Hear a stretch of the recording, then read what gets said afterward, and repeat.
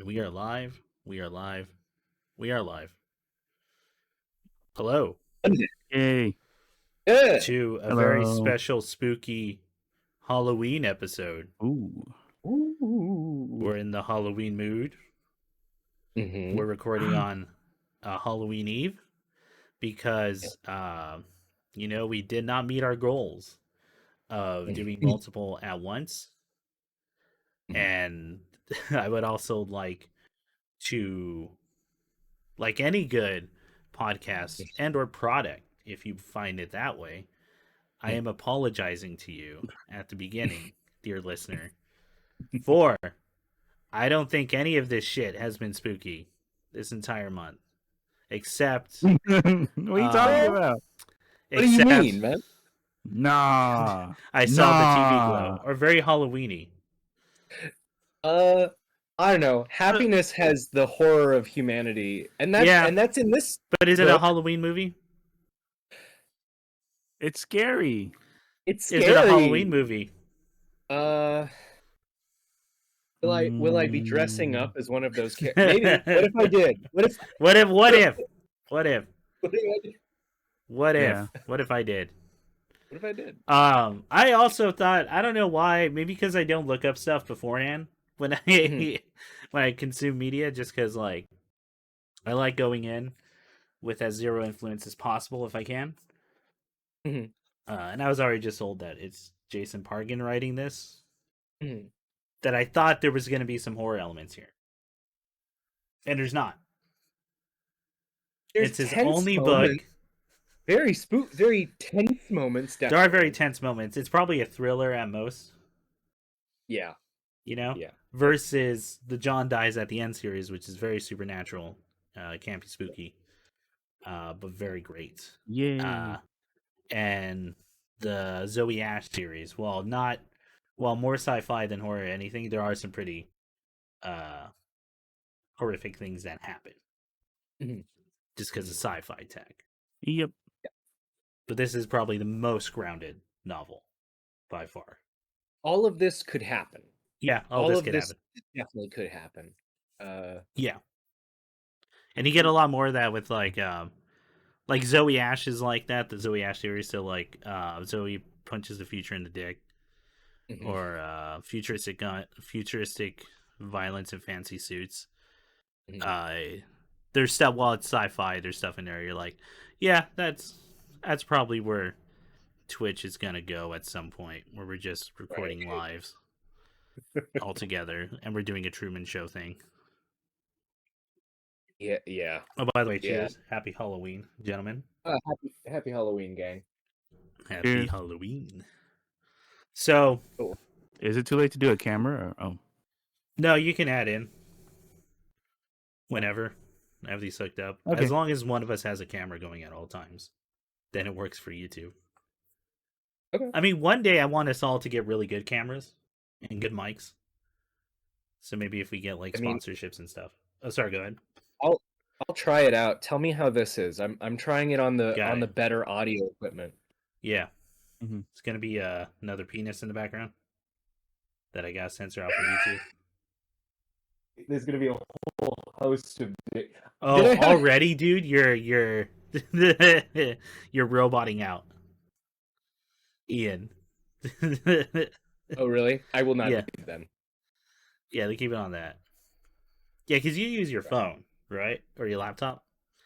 This is my laptop here. Yeah, which sounds better than your phone. Thank you kindly. No, but like one day we'll get it. We'll get like equipment for everyone. Hopefully. That'll be the yeah, that'll be the day. Until then, we shall speak. Yes. So I thought we would start with to make up for not being a very spooky month, all things considered. What's a horror thing you've experienced for the first time?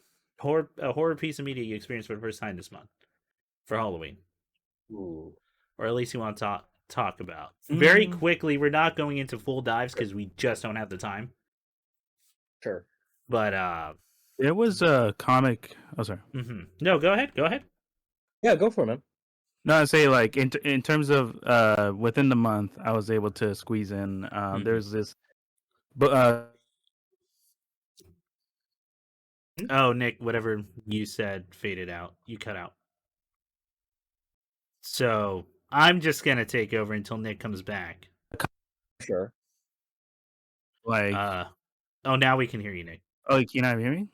Yeah, Yeah. you completely cut out for like 5 seconds. Oh shoot. So if you have Okay. anything running Can you hear in me the now, background, or? you may want to close that. Oh, there's like a delay from the mic to now. I think that's what's happening. Okay. Okay. 1 second. And 1 second. yeah, and while Nick's You, doing you that, go ahead. yeah, while Nick's doing that, Ian, you got anything, or you want me to go? Yeah, I'll throw out really quick. Gotcha. I Because I got to look up the name of something so I don't fuck it up. no worries. I did some classic horror movie look backs. I rewatched Phantom of the Paradise for the first time in a very long time. Okay.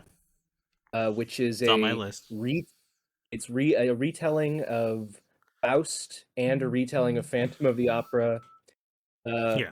I think it's I think it's very comical that Paul Williams is like the sex symbol that's like, can you believe he sold his soul to look like Paul Williams forever? Yeah, it's a really fun movie. If you're the kind of person who likes kind of camp, it's a fun one. Got it. Also, Dr. Phibes is a series of movies that Vincent Price did. Really good, really fun. Kind of the grandpa of Saw in a way. Themed killer. Fun movie. Yeah. I wonder if I should revisit the Saw movies. Because I always hear people now talk about them going like, the first two are good, and then it really dips. And then it comes back to being good. Oh, and then okay. Spiral is apparently garbage. Or at least I haven't heard anyone say anything nice about it. Yeah, same here. It has a pretty bad reputation. Was 2 the one that's set in a house with the girl from Becker? I remember enjoying that one. I've only seen Saw 1 and Saw 3D. Oh, okay. Yeah, I know. Wow. Okay. You know what? I wasn't into torture porn like in that era. Yeah. Of like Saw and Hostel movies. Mm-hmm. I kind of get the appreciation now because they're kind of just gore fests.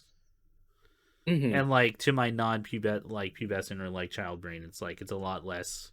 It's more about I wonder how they did that. Except the syringe shit. The syringe shit's the only one that actually gets me. Oh, the pit full of syringes. Yeah. That's good. good. Speaking of which, I had to get I got re-upped on Vaxes like earlier this week. This is a horror thing, and I got 3 in like one day. Oof. Just because there was some insurance shenanigans, and it finally kicked back in. Oh, well, good. So I was like, yeah, let's do it. Let's get it all. I don't know when if this could fuck up again. So is your arm like totally numb now? You got all three? No, now it's better, but it's still like sore, like in the spot, you know. This one's a little bit better, but this one I got like 2 in on my left one, and that one's a little worse. But okay, so recommend for me, and what was the name of that movie again? There was a series of films called Dr. Phibes. It was 2 films made in 1973 and then 1975 where he gets revenge on surgeons who let his wife die by killing them in the style of the 10 plagues of Egypt. Yes. It's a very style over substance kind of movie, but it's fun to look at. I recommend it. Yeah. Gotcha. All right, then I would recommend. Well, this is the new thing I consume, but I would also recommend. I'm 3 episodes in, and I introduced Nick to the series. Senritsu Kaiki World Kawasugi. Okay. As we all know, I have a soft spot for found footage movies.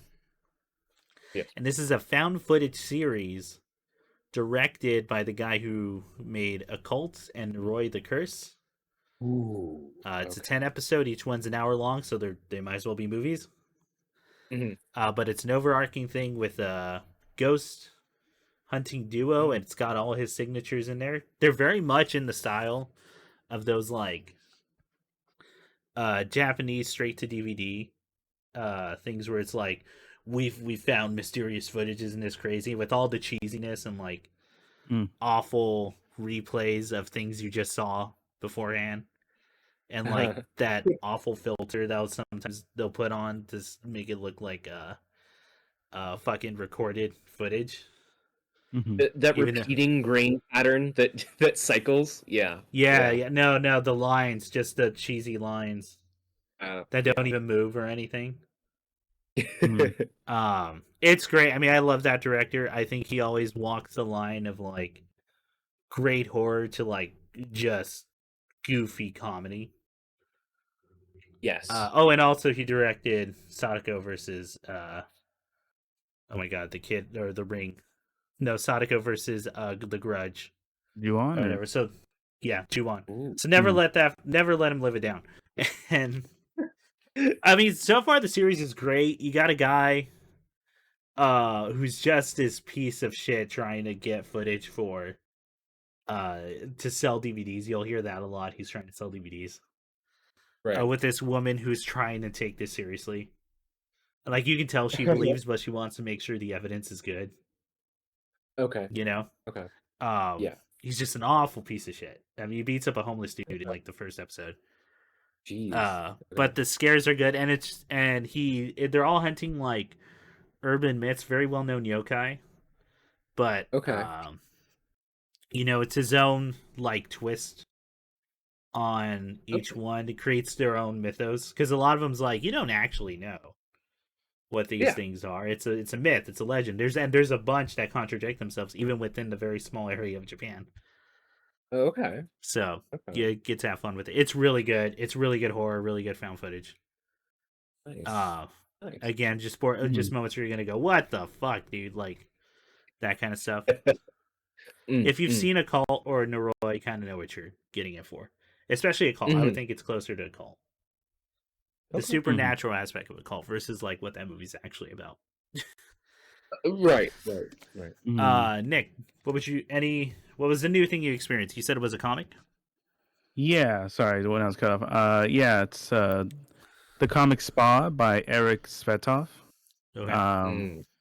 And I was trying to think of the best way to describe it in a sentence, but I think the closest I can think of is the cosmic horror of retail or customer service. Okay. The cosmic horror of retail. Okay. It is completely it's first of all, it's like his debut with like an original comic. Before that, he was like doing stuff on the side for various industries, but and for his debut, this is very much like a full-on blame style of it clicks with you or it won't. Okay. This sounds very much like an idea I have for a story, so like I'm now really interested. Yeah, and you'll feel it like even just seeing panels of it, because there essentially is like an A and B plot, of the A being like the main plot being like seeing these cosmic horror creatures kind of treated as spectacle as everyone enjoys their spas. And the B plot being what's happening with the employees behind the scenes. Yeah. And you have a straight up whole arc about the suffering of middle management or inheritance of a company. And I loved it. I definitely was totally into it. It's really cool to see something that's so grimy yet so grounded in its characters. It's it's a really strong like first release for this guy. I absolutely loved it. Spa is like this really cool, like the Spa itself is kind of like the way David Lynch sort of frames things, of like everything is like loosely connected through hallways, and you get these great moments of like, oh, this is what the plumbers would actually do in that scenario, and they're just knees or chest deep in like black sludge. Okay. And like pig creatures throwing coals into the furnace for the saunas. Like it's crazy. Like a lot of it's really thought out, and it does feel like such a culmination of the horror of working middle management and the horror of being a new employee. It's just it's really good. I really liked it. It's by it came out like last year. Early last year. Got it. But I was able to check it out this year, and I really liked it. It was really cool. Nice. All right. It looks really good, dude. I'm looking forward to taking a look deeper at Spa. It looks really good. Spa. Yeah. All right. Well, speaking of nope, not going to go with that joke. We're going to just jump into the book. Might as well. Hey, most controversial book according to the author. yeah, it's funny. It's his most controversial book. Oh God. Okay, y'all got to follow Jason Pargan on socials like TikTok or Instagram or just anything where he puts up little videos. In fact, if you've been keeping up with those, a lot of the shit he's talking about just makes it into the book, which makes like his marketing he does, I think, way more interesting now to me. Because then I'm like, okay, well, that might be in the fucking book. Coming up, like stuff he's been talking about for years and all that shit. And so when he was advertising the book, it was just stuff like my most controversial book I've ever made before it even come out. But he has said like a lot of one of the theories he has is like, and they bring up here is like pretty anger inducing when you start talking to people about it. And I get why. I kind of agree with him, but like I also get why people would be very angry. So we'll touch upon that. But for this podcast, we're not going to go by play by play. It would just take too long, especially after Happiness last time, where we tried not to, but we ended up doing it anyway for each character. Yeah. So we got to start keeping these things short. So let's just go into the Rising Action, which is what did you all know about this book before going in? Nick, what did you know? Nick. Yeah, sure. So I did not know anything like plot wise. I honestly did not see the trailer for it or the short TikTok pitch for it. Until like after I read it. Yeah, I just knew the one line pitch, like which is the premise of the book. Honestly, I knew the title. I knew the author's other work that I've read. Like I read the first John Dies at the End. Yeah. And then I read the first of Zoe series. Zoe Ash novel. Yeah. Zoe Ash novels, yeah, which I really liked. I actually really liked the Zoe ones. Gotcha. That's my favorite. But no, I mean, all I knew going in was just honestly the title and like the author's other books. Okay, right on. So you that's still like familiarity with his work. Yeah. Also, he's trying to crack. So. Yeah. We all are. We were all crack guys. We were reading during the golden age. So. Apparently. An amazing age of writing. So, and so many award-winning talented writers to come out of that. Apparently. Yeah. I think I brought it up. Do you guys listen to? I don't know if you guys listen to QQ. Quick Question with Soren and Daniel, who were writers during that age, and just the constant bringing up. Okay, just the constant bringing up of Daniel with being part of the Emmy Award winning last week tonight. Just like another one. Nice. I mean, they deserve it. It's a really good show. Like. It's a very well researched and funny show. Yes. That actually, it says more than I thought other places would say. You know, like they go a little bit harder in one direction. Yeah. Not as hard as I would want, but like it's just me and my crazy radical views. So but yeah. So Ian, what did you know about I'm starting to worry about this Black Box of Doom, which is the book we're talking about, which I should have started that off. Yes. I mean, it's in the title of the fucking podcast, right? Do I need to tell you that, listener? Did you not know? Excuse me, guys. I'm waiting for them to respond. Get in the chat. No, I'm sorry, Ian. Go ahead. I would say I'm starting to worry about this black box of doom. I had seen Pargan's pitch on TikTok. Yeah. And I'd say the only thing I really didn't, other than that, I had heard that it was about something contemporary, like something very of the moment. Mm-hmm. Uh, It is. It's and very of the moment. it's very of the moment, but I totally thought that it was going to be something totally. I had no idea what it was actually going to be. So, Yeah. oh my gosh, we Yeah, can apparently. get into that. It's full of surprises. Mm-hmm. But what about you, Chris? Yeah. So I think, well, I mean, I've talked about before where it's like Jason Pargan may be my favorite uh author or current living Mm-hmm. author next to Neil Gaiman, Mm-hmm. who as like from becoming like trying to become a writer myself. And I've Mm-hmm. said before, if I could write like anyone right now, I wish Mm-hmm. I could write like Jason Pargan in the sense of Yeah. tackling these really complex topics, but in a Mm-hmm. fun, like campy, involving supernatural creatures and eldritch horrors way all Yes. wrapped up. It's very much like it is a little reminiscent of Guillermo del Toro in my sense, but I think del Toro is more fascinated with the the like fantastical, Mm-hmm. Mm-hmm. whereas Pargan is, it feels like he's way more fascinated with the ideas, but he loves horror and like supernatural Right. stuff around it, and Mm-hmm. just like Mm-hmm. media in general. So he's wrapping it up Yeah. like that. Mm-hmm. Um, yeah, it's one of those where like, yeah, I wish I could do that, which is Yeah. I'm Yes. kind of working on. I'm trying, but but it's so hard to do it without feeling preachy. And there are moments in here where I'm like, yeah, we're getting this is a little bit more preachy than I think like some of I, his other books.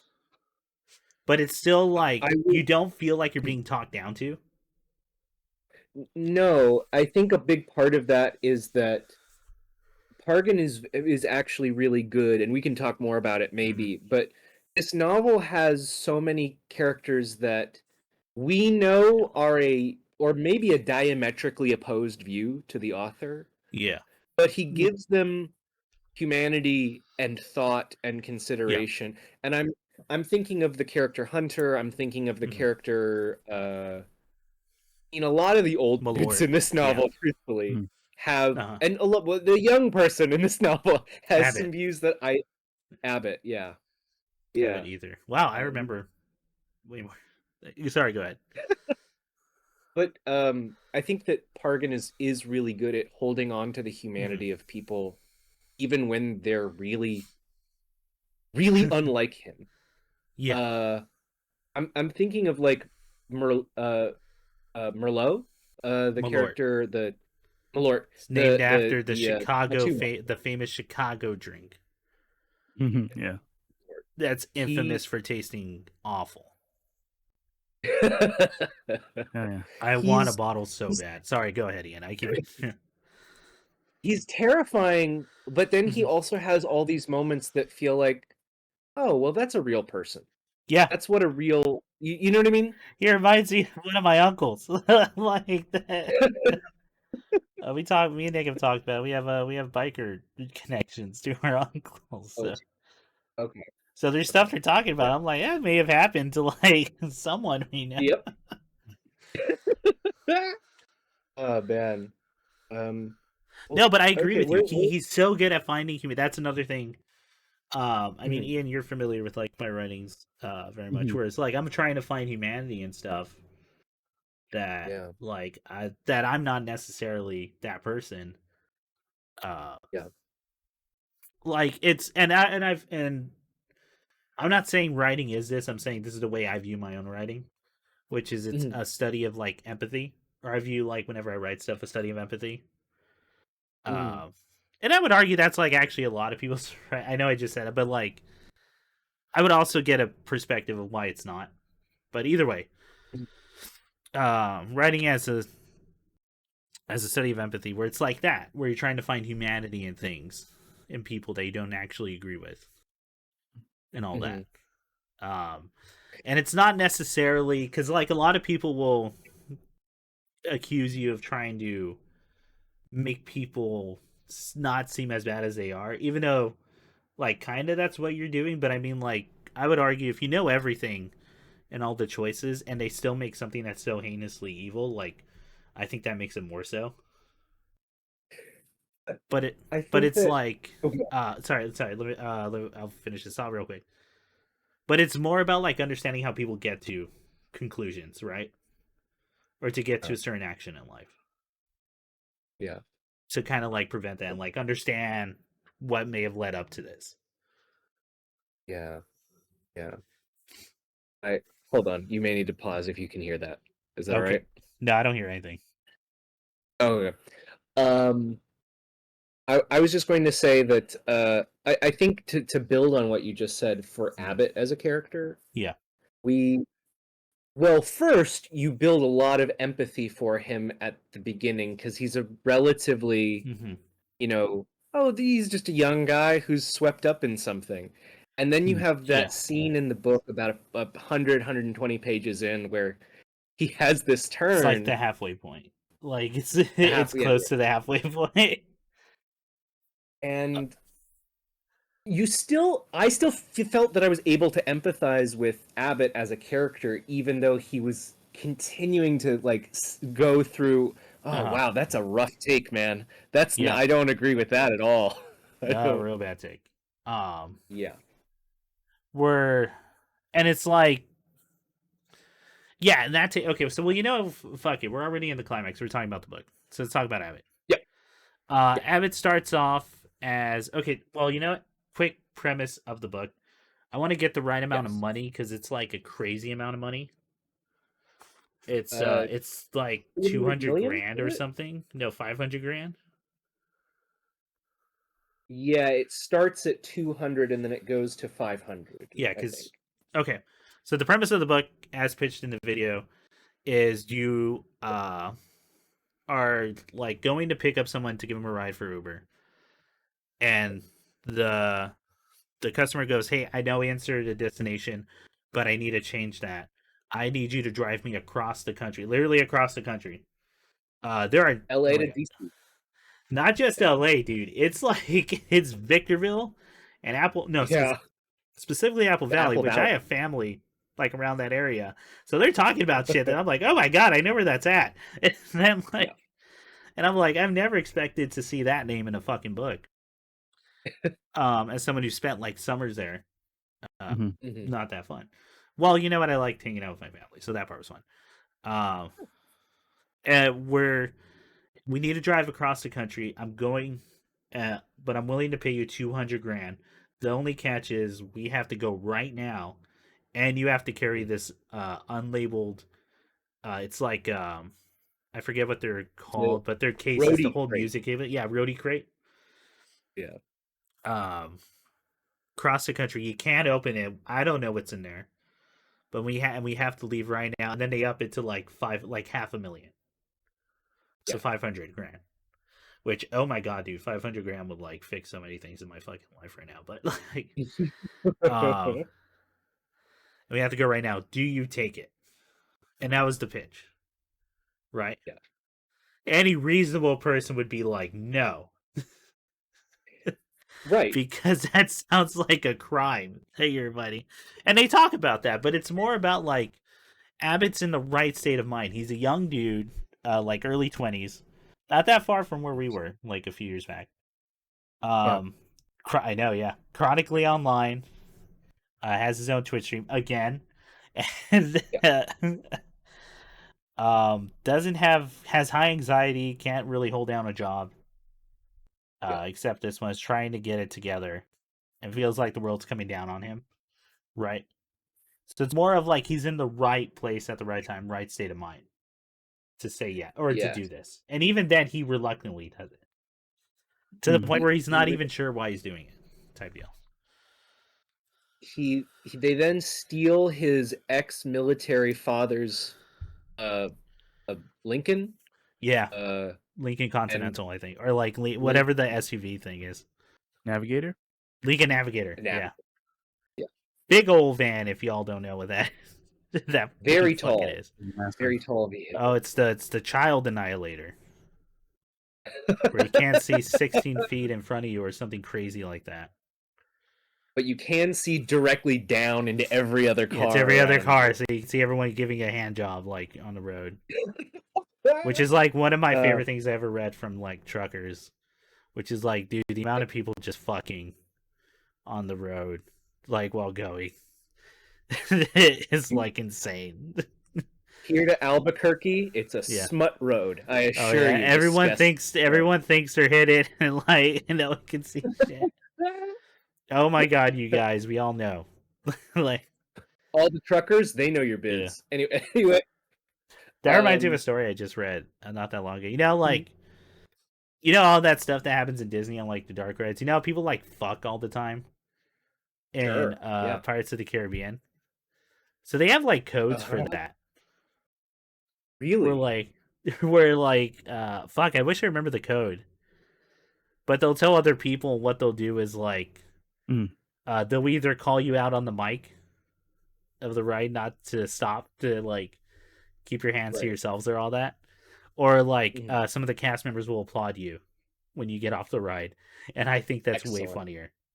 That's way funnier. Way because what you thought no one could fucking see? You thought they don't have like cameras? All the fuck. Like... Oh my god, dude. They can't see me in the doubloon room. Yeah. No, now where Jack Sparrow's at. Like, fuck, dude. Okay. But yeah, he's in the right place all the time. Steals his dad's Lincoln Navigator, sorry. Also takes his gun just in case, but leaves the dad like $500 or something. Yes. Which is the most suspicious shit in the fucking world. Yes. I love that. I love when we get to Hunter, and it starts with him just looking at it, just looking, just reading the note. Is keeping this a crime? Is keeping this a crime? I'm not keeping it. I'm not fucking.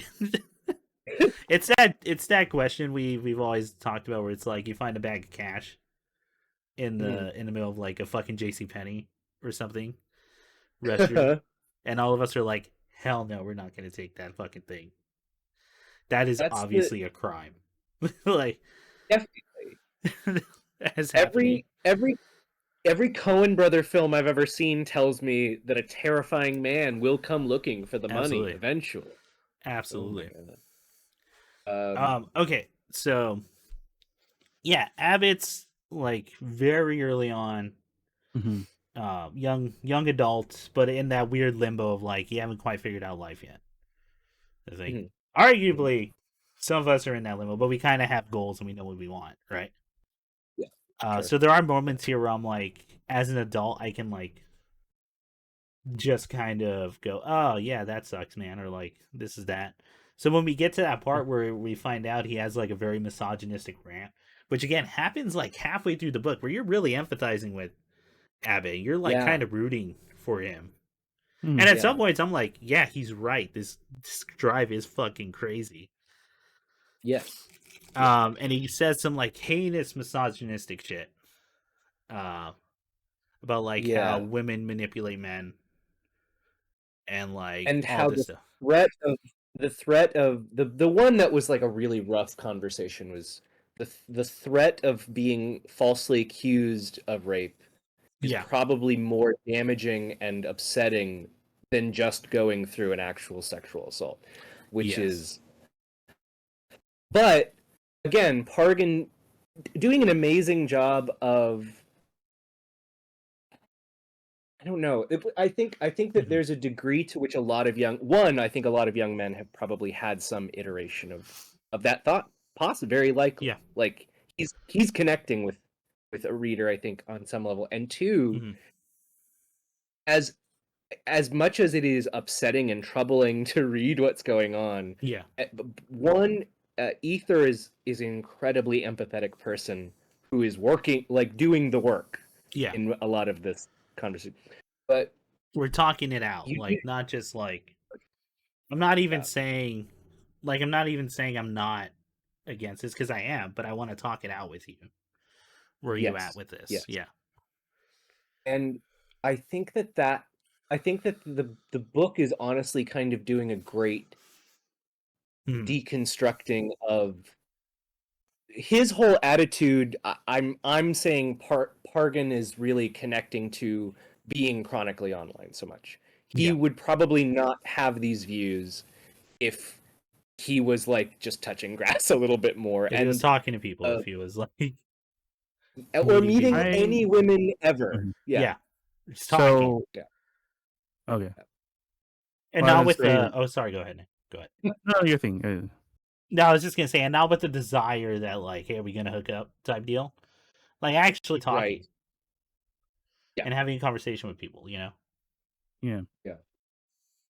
So, that part, I guess if we're getting to that, I think what I thought was interesting that it's kind of like this weird sort of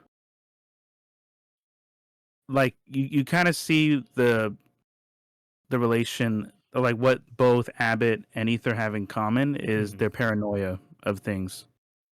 Yeah, that comes from the internet. Yeah. It comes from the internet, and also like these essentially like this detachment they both have of what reality is. So like when Abbott's going off with Ether, it felt like to me when I was reading it that we're kind of now experiencing what Ether was like kind of putting on to Abbott.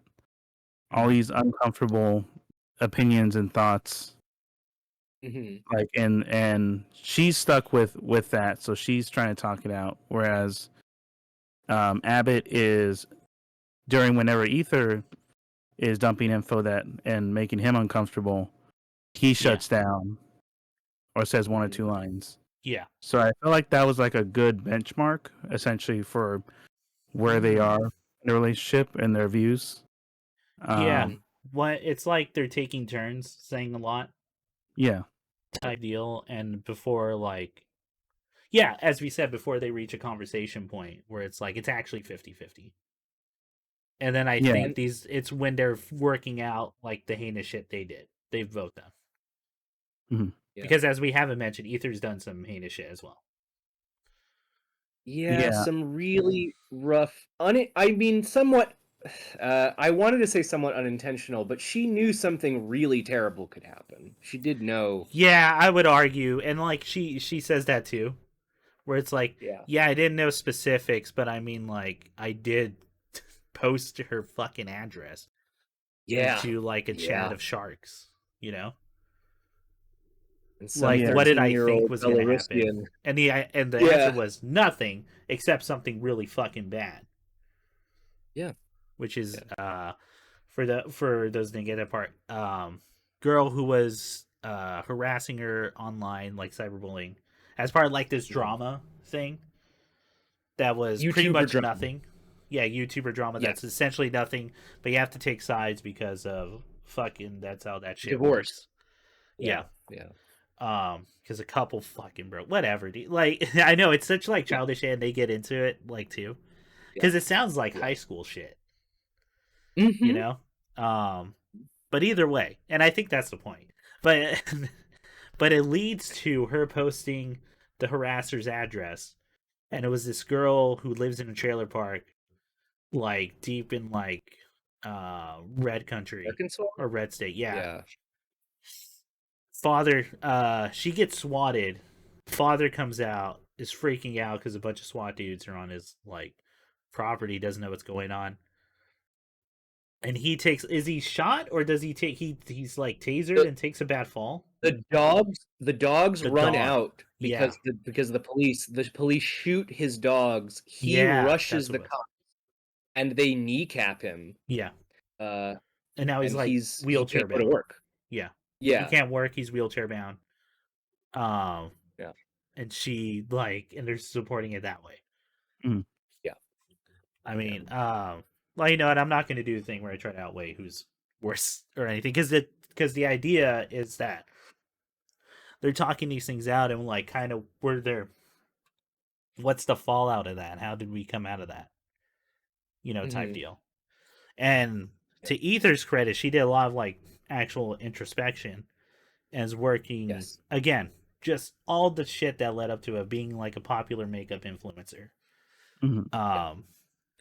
Versus like Abbott hasn't moved on.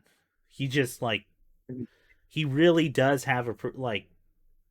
He's more comfortable online, right? Yeah. More like expressing his pain, doing jokes, connecting with people. He feels like he has friends, which those connections are real, and I love that. Like Jason Parkin talks about that. Whether or not they're positive is a whole nother conversation. Um, Yeah. Yeah. that's a whole nother bit, but you can't say those feelings aren't real, right? Yeah. Because they are, and people are Yeah. acting upon them. Yeah. Um, but Abbott's still there. That's the difference. Yeah. Is he still in the shit? Yeah, Mhm. and Ether then becomes a way for him to at least somewhat challenge him. And I don't know, it's interesting Mm-hmm. again because you don't really know necessarily how big a shift is really going to come out from after that. Like, Mm-hmm. I think at the end of this, Abbott definitely has a more nuanced view just Yeah. by virtue of what he has experienced Well, I going think for on. sure he has the tools to work through it now Yeah. versus not having anything Yeah. because he's Yeah. doing it. Like whether not in the best venue, and in fact the nightmare scenario, which is actual people on the street who are A ready mob. to just tear your throat out, Yep. right? Um, or for their own sake, just get some shit that they can profit off of in some way. Let me ask you Yeah. something else. I know we're kind of jumping all over. We've got a little bit of time. I wanted to Mhm. ask you guys about tone in the novel. Yeah. Um, Mhm. I think that, like we said, it's very action packed. It's got a lot of great tension. Mhm. That last third of the novel is really, really funny. The whole novel's Yeah. very funny, but Oh yeah. the juxtaposing the finale, the epic finale, with Abbott screaming out of the top of a car at people. Mhm. About like I'm trying to remember parts of the conversation where they said you don't have to make up bad things about Hitler just to shit on him. He was already terrible.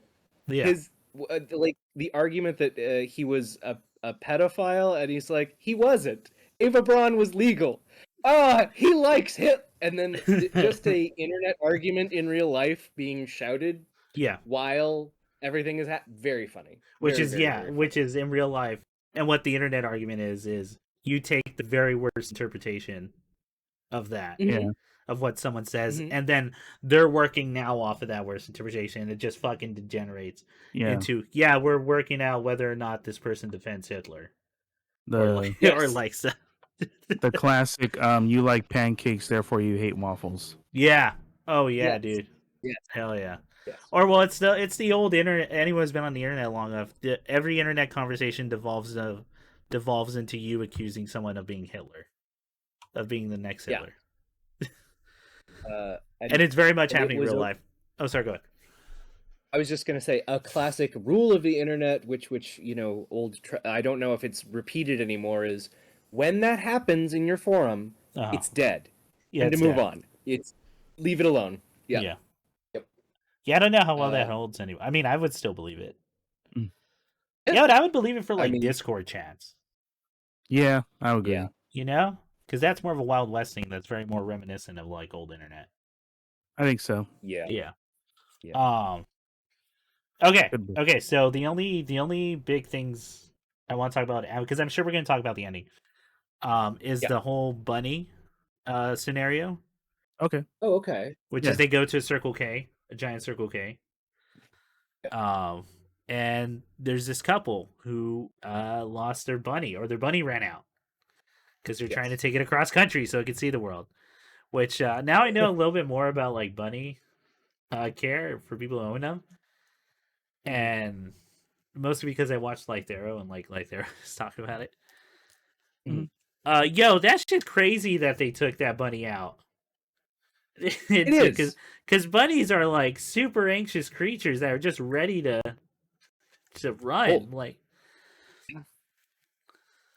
and like they're like so trained to run away from anything that senses like a predator, right? exactly. It's crazy. Exactly. Anyway, that's like neither here or there. The whole scenario is that um Abbott like is debating about not helping these people find the rabbit. But then Yeah. they're looking, and there's constant things of like, this is a lot of fucking time, and we have no fucking clue we're gonna find this rabbit until they like spot it in someone's yard. They try to get it, it runs away, and the dude, or no, a dog comes and like scares it. Yeah. And the guy who owns the dog goes, "Hey," and like, I like the way he describes leashing the dog, because he does do it right. You're not supposed to pull straight back. You're supposed to pull to the side. Because dogs actually fucking love the tug of war of going back and forth, for anyone who's ever like worked with big dogs or like owns them. And then the guy's like, "Oh, dude, I'll help you find your bunny, or I'll help you find his bunny." And you get that great moment of him like, he does grab it, but he grabs it in just the wrong way, that it bolts out of his hands, and it looks like it's gonna run into traffic. But then the owner catches it, and they're like, "Yeah, they found the bunny," and he describes it as like the greatest moment in his life. After all this like negative shit, like, right? Yeah. Where it's like, oh my god, and I get that, man. Like, I like it as someone who's like very much like, yeah, dude, it's gonna be those small things you're gonna remember forever. And it's usually random strangers and kind of. So it's a great moment for like Abbott just experiencing that. Meanwhile, there's a dude at the Circle K, because now rumors have spot out that there's a nuke. They're carrying a nuke in their. There's a 15-year-old at the Circle K. Yeah. Oh yeah. So another thing in this book is that you're looking at the internet in real time, real time of the story. Theory crafting and just making up shit. Based off of nothing, and people even like creating like blogs and stuff to profit off of. Yeah. Like, there's so much of this book I would love to talk about, but again, we're like limited on time. And it escalates to a dude walks up to Circle K with an AR-16 or an AR-15, I think. Yeah. It's like, I'm gonna fucking shoot this van up. The mythologizing in real time had connected our ether to a Russian billionaire of some kind. Yeah. And therein a theory emerged that she must be a Russian asset or a spy of some kind. Yeah. Who's going to use a dirty bomb. Yeah. No, absolutely. And how that just Abbott and Ether like are pretty much gone by the time it's like, oh yeah, cops showed up because a dude walking into Circle K.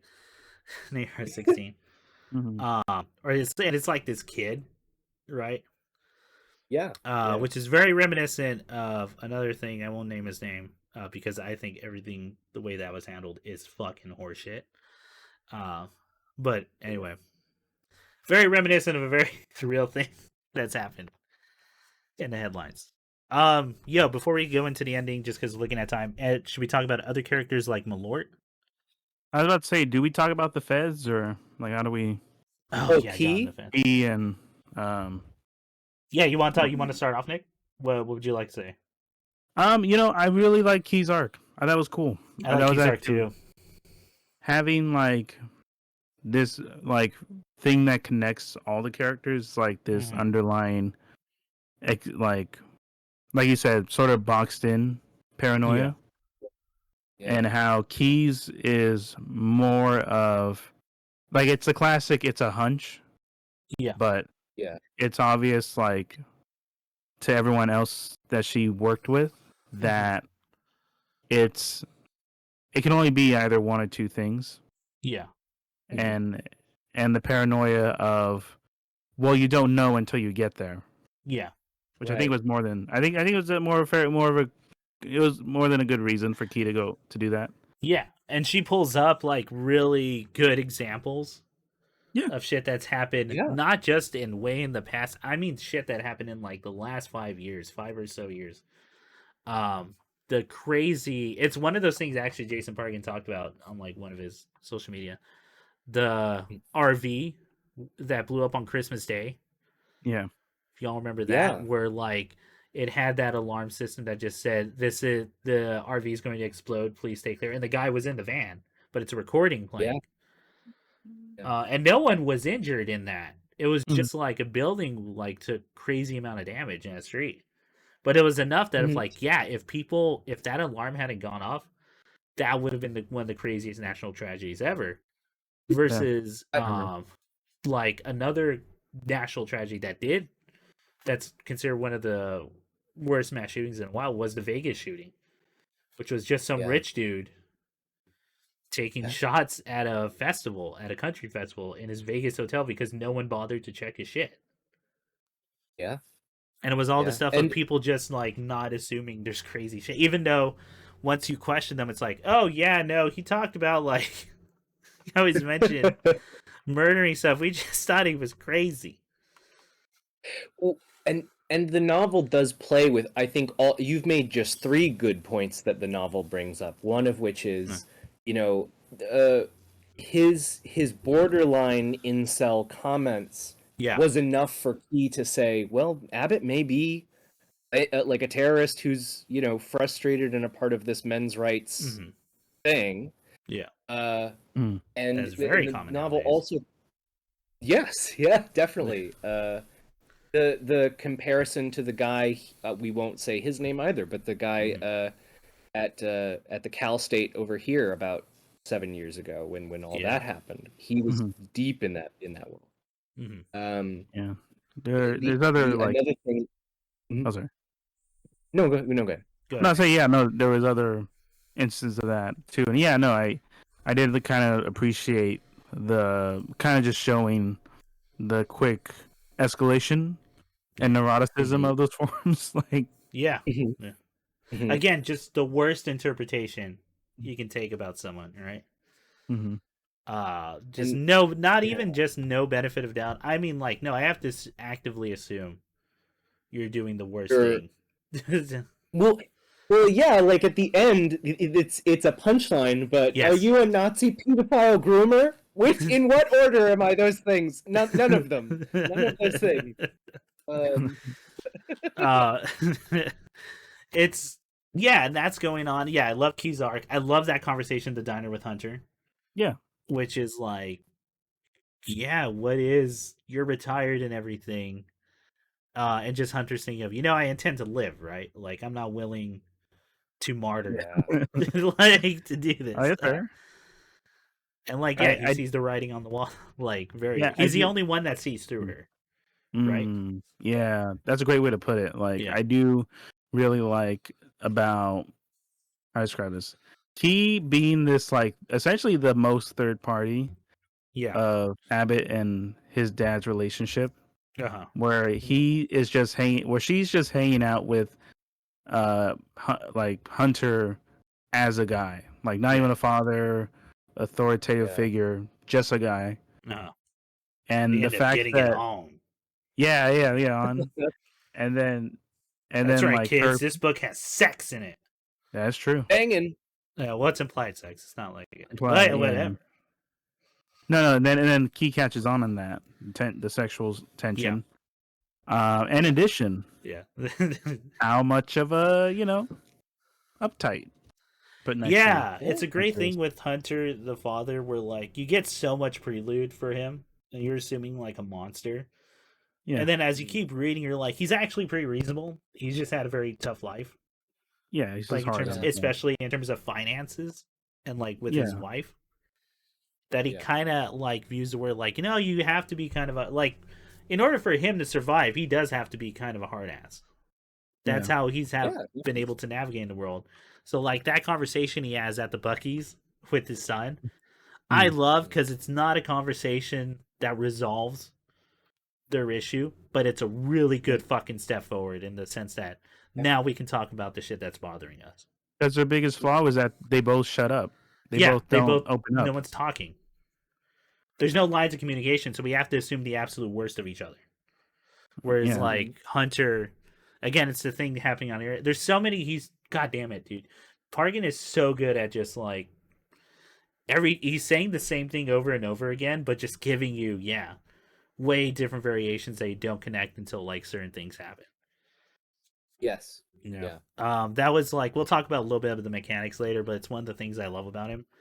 And like I'm thinking about whenever I read these books is what information is he giving me right now versus what is he holding back on purpose? Yeah. Right? He's great at that. He's great so good at that, dude. And that's what makes his book so like, you just keep reading. You don't stop. Like, Mm-hmm. yeah. So, and just that great. I love that conversation about keys because it's so fucking real. Like, in that Yeah. sense. And Yeah. but it's also, yeah, like we were saying, good step forward, and they're actually opening lines of communication. If you have to give like Yeah. therapy speak, but like, yeah. Yeah. Any other characters we want to talk about before we talk about the ending? Malort, right? You want to talk about Malort? Oh yeah. We The talking Biker about Go dude? yeah. for it, man. Yeah. Man, Absolutely. I really ended up liking Malort at the end. Kind of crazy, Like, yeah, right? Like, kind of crazy. Where he starts off, and this is a character that always kind of shows up often, more often than not, in like Jason Parkin's works, which is just the human force of nature. Yeah. The Mm. almost like a Michael Myers thing where it's just an like a unstoppable killing machine or like a threat. Cormac Yeah. McCarthy villain, yeah. Yeah, or Cormac McCarthy, and he is a Cormac McCarthy fan because he's talked on him multiple times, at least online. Although I could be misreading that, so as we've learned with from this book about online interpretations. Mm-hmm. Um, but yeah, how you just find out more and more about their lives before you get the full reveal of like the senator and like where Malort was, which was in jail and cut off from communication. Yeah. But Malort's biggest flaw was again just not asking Yes. people. Could have easily been resolved by asking a question. Well, Yeah, and that comes up a few other places in the novel. Of you yeah, could have just asked about it, and yeah. it would have. Yeah. And it's like Ether's whole thing when we get to the ending. He's like, I just want to talk to him, and I'm trying. Everyone else wants to do Yeah. the crazy, the crazy schemes.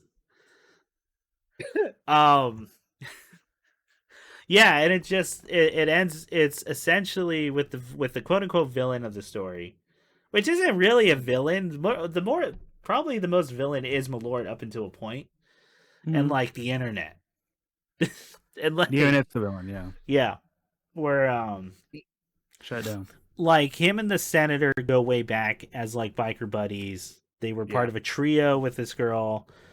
They were both in love with her, but she was the dude who would become the senator. I forget his name. The dude who becomes the senator's like girlfriend. She does a bunch of like skin mags for bikes and films. Green. Do kids use the term skin mags anymore? Oh yeah, they love those skin flicks and mags, man. Yeah, yeah, man. Shoots porn, which again leads to a very funny thing of like they also never search the internet because they're old. Yep. Because they're like it's all gone forever, and then like in the next chapter you go, oh yeah, we found it like 5 minutes after searching your You name. literally found like all of it, guys. All of it's out. All of it's there. It's all online for free. Again, another just great punchline of like, yeah, if you just asked, if you just looked. Yeah, but he's hunting down this our heroic duo to try to get what's out of the box. Because he knows it has something to do with her. Yes. And then leads to the whole adventure before he breaks into Sarah's house, like going for it, and leads into like him beating the shit out of him. As I find out, like it was her ashes and her like horn catalog in there that are blown up and like set aflame. They are set aflame when the Killdozer attacks. When the kill, Okay, I know, hang on. dude. Yeah. Talk about the ending? Let's talk about the ending. No. Let's put a pin real quick. Quick. There's one other character. There's one other character, and he's more of a philosophy type thing, which is he kind of it's the rich guy who sends Ether on the adventure. Because he's kind of a symbol of old internet. Zeke or is it no Zeke's the wheelchair? Wheelchair, my bad. The artist with the guy with the van green? with the giant anime titties.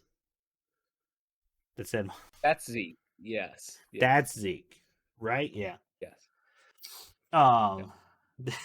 Who is like your best case scenario for a parasocial relationship online? Yeah, he's willing to take a van out and save you from a car collision. Great, good friend. Good friend. Which is only because Abbott helped raise money for that van for a roller derby That's team. right.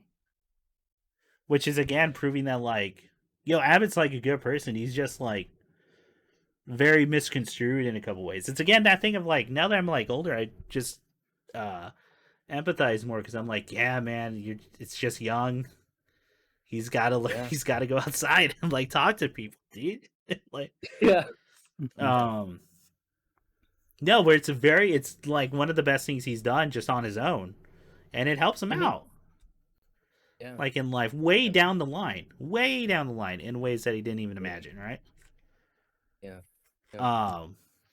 But yeah, so we get the rich old dude who's kind of like, again, all his family's gone. And he's kind of it's just this isolation as he's slowly dying, and writing out these old not even blog posts anymore because he stops doing that, just old journals and all then that. wall writing like a deranged person. Phil Green, right? Which very much leads you to believe, and is kind of like on purpose throughout the book. Phil Green. That like, this is all the writing you would see for like a terrorist, but in his final days does something incredibly human and like just crazy nice, which is all his daughter's work in there. Yeah. It's really cool. But like, okay, so now let's talk about the ending. With a fucking killdozer. Okay, you want to say something? Yeah, I know. Nick's been on this. He was like, he came to me after finishing the book about Ian, I went up to Chris after I finished the book and said, I can't believe I read up to 300 pages just to get to a fucking killdozer reference. The fact that one of the first crimes Key mentioned Jason Parkin book, motherfucker. Killdozer. I literally exhaled out of my car listening to audiobook and said, if this ends on fucking Killdozer. And they mentioned the Killdozer like at the beginning. I do. Just that great punchline of Key just going, I can't believe it's a fucking Killdozer. Yeah. It's such something we would write, you guys. Right down to someone going, it's a fucking Killdozer. I would definitely, if I did see a Killdozer, I would say that. I would too. Oh my god. Oh, and it destroys this whole like Republican meetup party because the dude's running for like the Senate or some shit. Yes, for power. Again, it's more of like we're finding him out more of a person like that's past his man versus the political shit he's doing. So we get quite the point of view. Yeah. But that whole scene's great because it's like Ether trying to do her thing of like, let me just talk to him. I just want to talk like directly with Abbott, whereas everyone else is doing the convoluted scheme that doesn't work. They're all lined up in a lobby. As like the senator goes, oh my god, I'll just show you what's in the fucking box. It's not it's not a nuke. Where the Killdozer just arrives out of nowhere. And where he goes, I was right, I was just looking at the wrong person. Which just goes to show like, you won't, that's the crazy thing that always happens is we don't know until it happens, and then everything else like is so obvious. And the interesting thing that's again grounding and real and non-fiction like is Patrick, I think, is the FBI active agent that's in the story. Her old partner. Patrick actively does, I think, more than once say something to the effect of, trying to pick out domestic terrorism is more like a needle in a haystack at this point. Yeah. There's a lot of people who might do something like that, who have said pretty radical stuff. Yeah. And I love that the novel. Exactly. Yeah. And it's a great rug pull, but it's earned. It's absolutely earned 100%. That moment to say like, no, there was some other guy who's pissed off for totally different money related reasons, so he tried to Killdozer them. Yeah. And I will say, it's very like a Jason Pargan thing to do that towards the end of the book. Where it feels like a Deus Ex Machina until you're like, no, it lines up with the logic of the world. Absolutely. It happens all the time in the John dies at the end novels. But that's all about like supernatural Eldritch Horror that we can't even begin to fathom what it is, right? Yeah. And like those books are actually more about just like, you know, living in a really impoverished state to try to like make a living off that or come out of it. And talking about like hard, like really tough shit.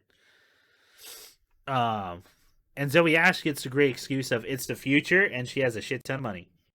So yeah. Actually, one of my favorite kind of small spoilers for I think it's the first book, whereas like villains make it through an area and they don't know how they're doing this, and it turns out it's one of the gardeners who's really pissed off, and they're like, "Yeah, you don't know me? I'm your head gardener. I'm mad because like I get it and all this stuff, and it's just because she's so rich that like this one small cog couldn't even understood that it was like." Not to relegate gardeners to a cog because they're hardworking folks, but like to her, it's something she would never even think about, right? Yes. Yes. It's more of this like weird commentary and just like how just money just automatically changes your perspective on things. That's true. It's true. And it's great. He's so good at doing that, dude. I can't believe he gets away with it. Like every fucking time. Like again, it's another thing I wish I could write like that. Like it's stuff I'm working on, man. Like I want to be able to do that shit. Where I come out with something completely left field and I go, no, it's all there. You can. It matches with the theme. It's another dude who just got lost, like on the way after something really bad happened with him, and even though he was living an amazing life, but just the fact that someone like profited off his misery, like, just sends him into a downward spiral. Very reminiscent of that like Walk Fu villain, a little bit. It's great. No, I love the ending. And they get a little nice denouements for each character after. Yeah, I did like the one with Hunter where Hunter asks Zeke, like, what do you actually get out of Abbott content? Yeah. It's just simple. He's funny. Like talking. Yeah. And we all it's like we're all hanging out. You know, he helps us out too. Oh, sorry, go ahead. I was gonna give like a real world example because like no, they proved like even in the 40s and 50s with television being invented, like there was that guy who was just spending every program just explaining his day, and they got like the most views because it was just him explaining his everyday. Oh yeah, that's a very good example to bring up. They proved it worked. He was the first YouTuber. He was the first vlogger.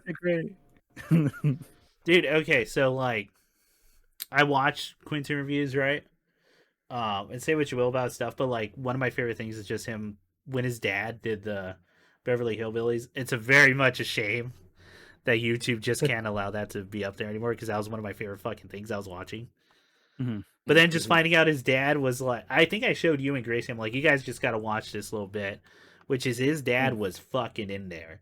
Like old school uploading VHSs online of just him doing reviews and shit. Yeah. That's awesome. And it's stuff that you're like, fuck, man, that's inspiring. Like, that's like, you're way ahead of the game. You're doing it when people aren't. Like, and at that point, you're just doing it for the love of it. You're not even doing it because it's not like the weird fucking moneymaker that is today. No. Only on some levels, though. I would still like tell people, like, yeah, you're not going to make, as we're proof, you're not going to make money for a long ass time. But you stick to it, you could see numbers like ours got. Yeah, we're barely breaking triple digits now, baby. It's good. Yeah. If only I just like advertised. But yeah, okay. So that was the ending of the book. Let's talk about what you like, what you all liked about it, what you all dislike. What's your thoughts about this book before you get into what we got out of it? Like as a novel, right? As a piece of reading. What'd you all think? I think some of the strongest stuff is the character work. Pargan is amazing at dialogue, and it really sings, And man, he's actually exceptional at taking you inside a moment of great tension and really playing with it in this novel. Yeah. Like, honestly, some of my favorite stuff is post Bunny, pre finale, where it's just two people having a very serious and intense conversation, and I'm very frank. riveted. Yeah, yeah. And it always feels so naturalistic and organic. So Yeah. giving him his laurels there. Yeah, it's both entertaining to read, but it feels like conversations people can have. Yes. Well, yeah, it's just he's so good at tackling topics, dude, and like just make you really think about stuff. Yeah, You're like, yeah, man, that is a take that like maybe I don't even agree with it, but like I am gonna be thinking about that for a while. Yeah, definitely, yeah. definitely. So I would also say, I think out of all the old man trying to understand the youth of today, I think he's the best at it.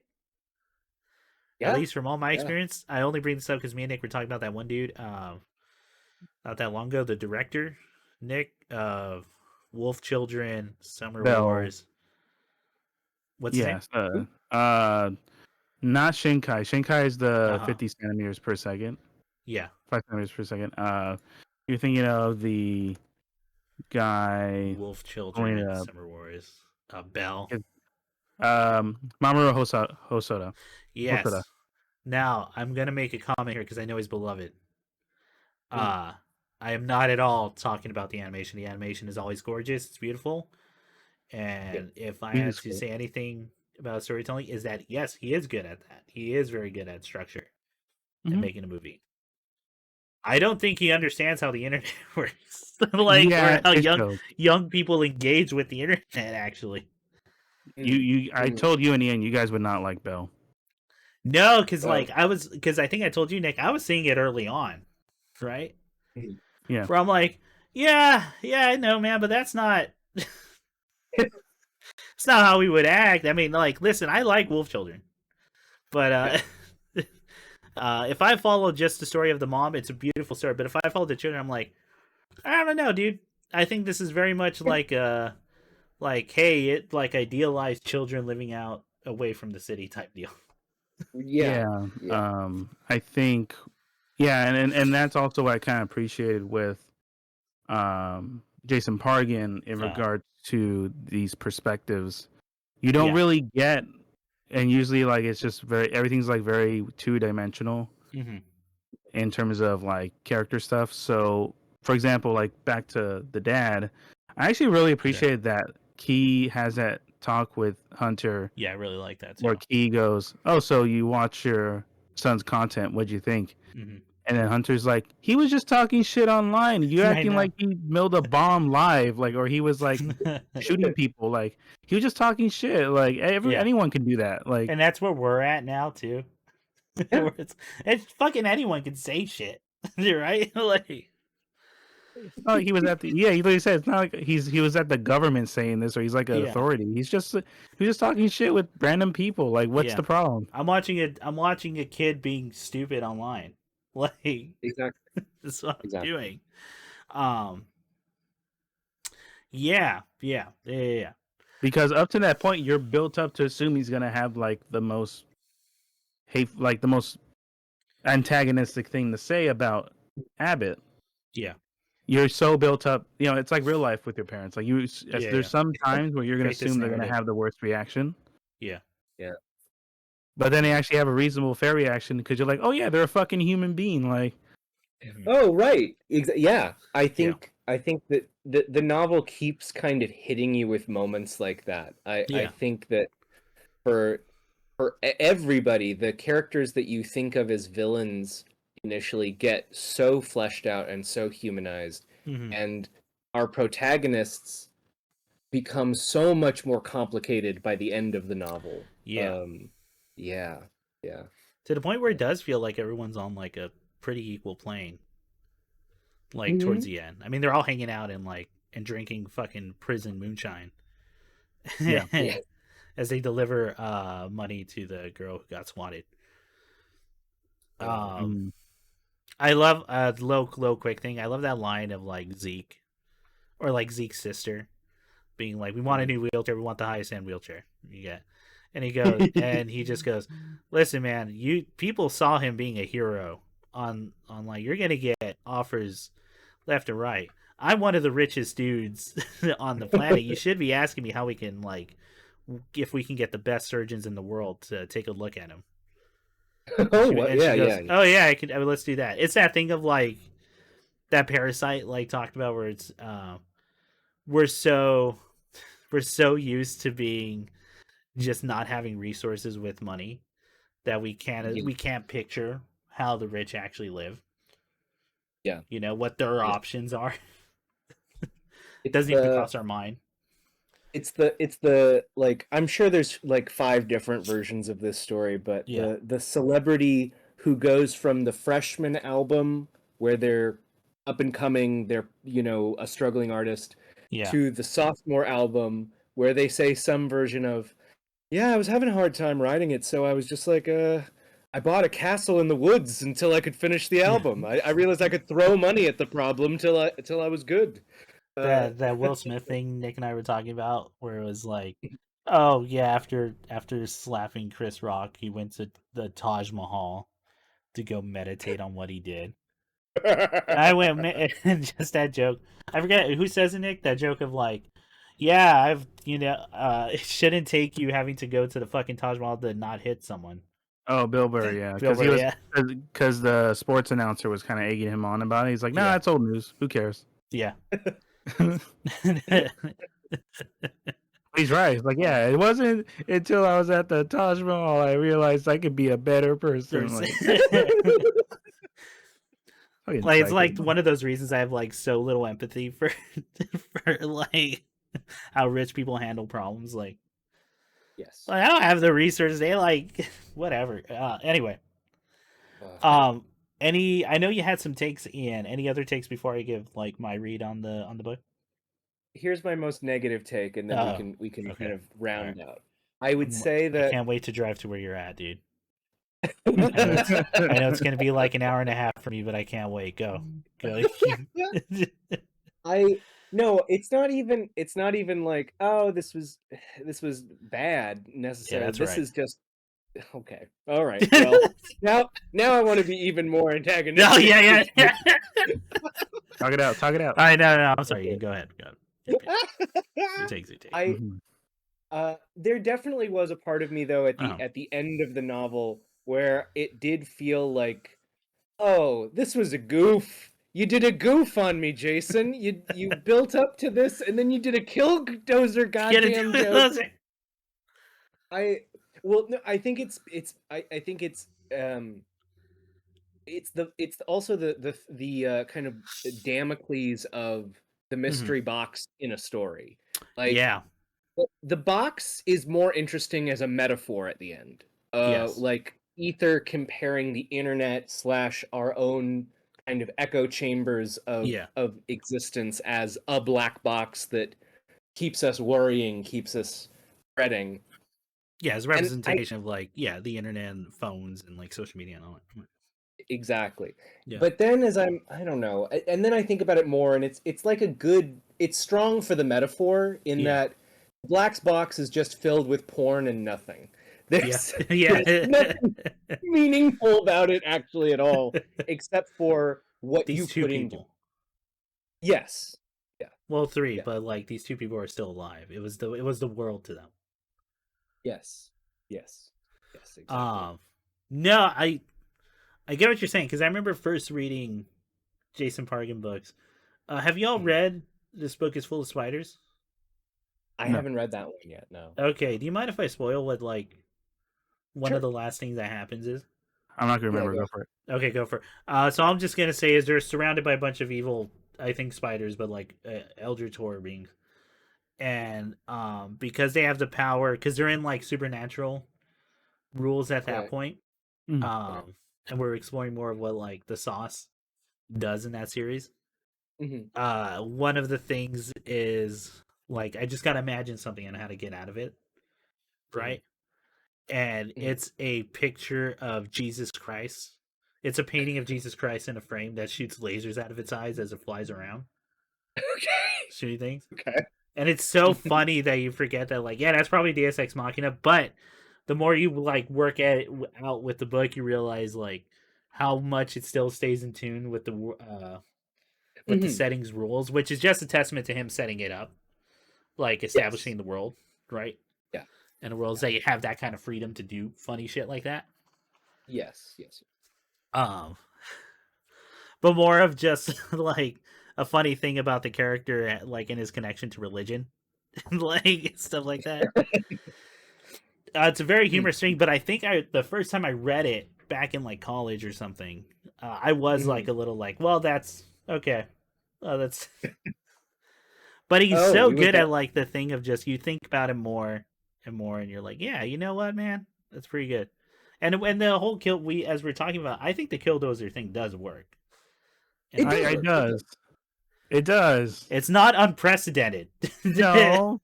As they established multiple times in the book. No. It's just funny that it's a Killdozer. It's because you guys, over the last fucking 10 years, have been like, hey, remember Killdozer? Remember Killdozer? Remember Deathbed, the bed that eats people? Bed that eats people. Followed by Human Chair. Human Chair. I was about to say. Hey man, he's from that era, dude. What do you want? What do you like? Dude, we were having those conversations when he was writing at crack. Come on, he's give us. You gotta watch Deathbed. I watched that. Oh yeah, the bed that eats people. I think they're doing a re-release. Like I think Arrow is doing something. I remember reading that somewhere. Okay. Anyway, okay. So I'll give my take on the book. Yeah. Really enjoyed it. I wish I was able to do a second read beforehand and take notes. I'm probably gonna buy 2 copies of the book. One that's like, hey, keep this to read for future thing, and the other one's just gonna be riddled with notes and all that and structure. Because like I said before, I really love his writings, and I'm more of less style I'm trying to, I guess, emulate while also trying to find my own. Sure. I don't think it's my favorite book by him. I think that might still be. Oh, would it be the third? Jason. I really like this book. It's full of spiders. Like after looking back on it, I just think it goes places that are crazy. But Nick's right. The Zoe Ash novels I think are super good. I think that first one especially is fantastic. Yeah. I don't know if it's my favorite, but I enjoyed the ride through this. I enjoyed like trying to figure it out on structural level conversations. Like I mentioned previously, I think it's more of his more preachier book compared to things, especially with the character Ether. Yeah. But I mean, like, I never felt like I was being talked down to or that I was actually being preached upon. Like, it was just questions and perspectives. And I'm honestly so glad that there's a popular novel that's touching upon some of these ideas, truthfully. Yeah. Like, I do think that, like, this is not me saying good or bad about the novel, but I think a value that it has is there may be a good number of young men like Abbott's age who read this. There may be some young women who read this who take something away of value. Yeah, that's like, at least I can kind of engage with what's going on in the current conversation, and I think that's awesome. Yeah. Oh yeah. Okay. The Killdozer. So we're gonna end on this question, right? For the book. What do you, as his self-proclaimed most controversial novel, what do you think was his most controversial take in this book? I'll go first, just to give you all some time. Okay. And I'm only saying this answer because I know he's talked about it on podcasts, and yes, I'm that big of a fan, and his social media, where one of the biggest takes, and I think I've talked about this with Nick, is that everyone should lower their expectations about everything. Okay, I was gonna go there. Yeah. But by like a notch or two, not like give up on your complete thing, but like your expectations of life, love, everything going on, because like a lot of media and stuff is to make you aim for the biggest, especially in like a Western, like American Yeah. Everything's sold to you. setting. Is all dreams are being sold to you, right? Ideas of what it is. It's the madman thing of like American life. What's the ideal American life and all that. That I would argue is the most controversial. While it sounds kind of logical, them talking about it on a podcast with people who have also kind of like engaged with the idea, I promise you, if you talk to if you have that conversation with like just other people who haven't, are will automatically go on the defensive and go, "No, you should dream. You should." Because you're gonna land. You're gonna land in the stars, baby. And I'm not saying like don't dream. I'm just saying expectations of what like life and everything, what you expect out of life. Not because you're not going to obtain it. You probably won't. All things considered, you'll probably obtain something that you'll actually really enjoy that you didn't think would be that if you go and explore life more. But it helps with just the constant anxiety you have in like beating yourself up that you're not living that dream. Yeah. It'll help you actually reach goals. But people do torture themselves over not achieving the idealized version of themselves. I think. Yeah. I definitely agree with that. Okay, so was that your guys' what you think is most controversial take? Is? I mean, that's a pretty controversial take. I'll say here's a controversial take for at least the circles I run in the novel, which is, to a degree, Jason Pargin does make the argument that even for Ether, who is way more aligned with, I think, an author point of view, he does say some version of, I think we're both in some version of the same thing, where we are both being sold a worse version of things that is not really the case, or not exactly the case. And then, like, I'm not saying that global warming isn't a thing. I'm not saying da-da-da-da-da, but maybe the way we're approaching the state of things is just catastrophizing rather than meeting the world. Also talking about, like, not appreciating all the really awesome things that have happened in our life. Yeah. I get what you're saying. I don't quite think he's like saying we shouldn't worry about global. We should. Yeah. But I think like he's right about we don't appreciate the the progress we've made. Yeah. I still talk about all the time the fucking miracle that is the COVID vaccine and how fast that shit happened. Yeah. Because that doesn't that was unprecedented. I mean, I guess it was unprecedented times, but I mean, like, how fast they got everything going. Especially if you know how vaccines fucking work. Well, yeah. No, but I get what you're saying. I don't, because it does teeter on that take, right? Like, we shouldn't worry so much. But I think, and he is kind of saying that, but I think, I think I interpret it as more of like, we should worry about like the really important stuff, but you should also take the time to reflect about the really good things. Yes, we shouldn't be in just a spiral of, politics are a dumpster fire. The world is dying. That's just looking at something that's already ruined, basically. Yeah. And the one other thing that I would throw out as a kind of tying, I guess, link idea to that, when they were talking about worms, when she finally talks about worms at the end of the book, as we were promised, I was reminded, actually, the author John Green has been talking an awful lot recently about tuberculosis. I think he's working on a tuberculosis project. Okay. But tuberculosis killed so many millions of people throughout human history, and now it very rarely does. It's so much more manageable and better. And the fact that we aren't every couple of decades having millions of people die from breathing infections is kind of great, actually. It's kind of wild. When you think about it. Yeah. No, yeah. I agree. I think Nick had to take care of something, so we're just gonna run that back. So let's just end the podcast and looking at the time. Okay, so I don't know. Let's end it here. I want to thank you all for reading the book. I'm starting to worry about this Black Box Two by Jason Parkin. I do highly recommend it. I love his writing so much.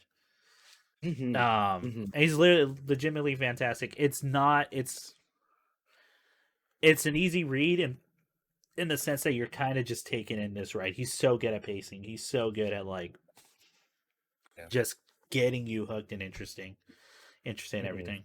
There's a reason he's pumping out these books like every 2 years, and they're still high quality. Yeah, definitely. Which is very crazy to say. Yeah. Okay. So if you enjoyed this, what would you recommend, Ian? And then we'll close out. Or even just like, what's a spooky thing you'd recommend for Spooky Day? Hey, you want something spooky and grounded? I sure do, Ian. Check out the show that spooked Fox so bad that they pulled the plug. 2001's The Lone Gunman series. It's a conspiracy theory show that's a spin-off of the X-Files. Oh, interesting. But the premise of that one is, you know how the X-Files usually leans on the idea that it was supernatural? This one ends every episode with, no, it was international or domestic terrorists. People really fucking just don't like the American government, and there's lots of people who don't want it to keep doing what it's doing. Yeah. And they pulled the show because the 6th episode was about people trying to hijack planes and run them into the World Trade Center. And people were not stoked to watch that, apparently, in 2001. That was the summer of 2001. Yeah. But if you like the X-Files, it's a darn good watch. It's a fun kind of look at the moment, and it's very witty and funny. You might just like it. The Lone Gunman. What about you, guys? I would recommend any of Jason Parkin's other books if you want something real spooky, especially his John Dies at the End series, which you'll get that first book and see him. Essentially, you're going through chronologically his writing as it just gets better and better. With an incredibly funny premise. And if you need a good, like, campy, still, like, horror themed, but also very funny movie, I would recommend his movie adapted on his book, John Dies at the End. Oh, yeah. Which is one of my personal favorites. I love, and just like his book, it has such a strong fucking beginning, like an intro. Yeah. And it's just about a very simple concept, but told in his style, in the most convoluted way possible. It's a good encapsulation of his writing, just put onto film. That first specific scene. Yeah. So great. Nick, anything you would recommend after reading this, and/or for Spooky Month before we leave? For Spooky Month? Yes. Oh man, I'm trying to like combine all that. I mean, right off the bat, like go with your gut. I would totally recommend. Since we talked about it earlier, definitely Cormac McCarthy's "The Country for Old Men." Yes. Ooh, very spooky. And also, I think I know, yeah. I'm sorry, I'm put on the spot for spooky. I'm trying to think because there isn't as much that can combine all. Go with your gut. But I mean, like, because the closest I could think of, I guess that combines everything we're talking about, is like Welcome to NHK. If you want like more, Christina Paranoia. I like that. Yeah, it's more about paranoia and anxiety. Yeah. Is that spooky? And it has some comedic moments. It is comedic. It has a weird relationship gap. I don't think people talk about in that movie. That showing up. Like, and it is part of the point. It is the point. Like, they talk about like that's the first thing they bring up is like Because anyway, but I mean, I guess recommend Welcome to NHK. I'm trying to get something more relevant. Like I don't know, like there isn't as much that combines all these things so well. Maybe that's Jason's argument. I feel like that was a great thematic pull. It's like paranoia, a young girl pulling him out of paranoia. Just kidding. Yeah, for sure. A friend. Yeah. Your friends who were also in the trenches with you. Yeah. She's ether. I agree. Just about, God damn it, they got married. They left you behind. No, it's a great series. I actually agree with that. Yeah. But yeah. All right. I want to thank Ian and Nick for doing the Spooky Month with me. It was a lot. That was a lot of podcasting for 1 month. We will be back next month, November 15th. Back to our regular 2-episode a month schedule with Fast 9. Woo. So look forward to that. Yeah. And I want to thank them again for allowing me to talk about one of my favorite authors as they come out with a good book on a pretty good timing. Oh yeah. I think this was a great subject for the end of October, man. Yeah. This is a fun read. Paranoia, anxiety. It was spooky. Very spooky. It was. Very spooky month. I promise we'll do better next year. I'll make sure of it. I'm so sorry. I'm so, what we so just bad. Do you watch Scary Godmother? Is that the ideal? Yeah, let's do it. I don't think we're doing bad movies enough. Yeah, that's not. People like satanic, so I won't do that. You could argue, one could still argue that the Fast series is not that great. I would disagree with you on certain levels, but we haven't done trash. You know, Ooh, like Twilight. Are you saying Twilight? Or? You know what I'm saying? You want to do like a Blue Moon production? You want to do Baby Oopsie, the demon? God. What's his name is coming out with a new movie, I think. Neil Breen. Oh God. Okay. Well, we'll see. Well, that's a discussion for later.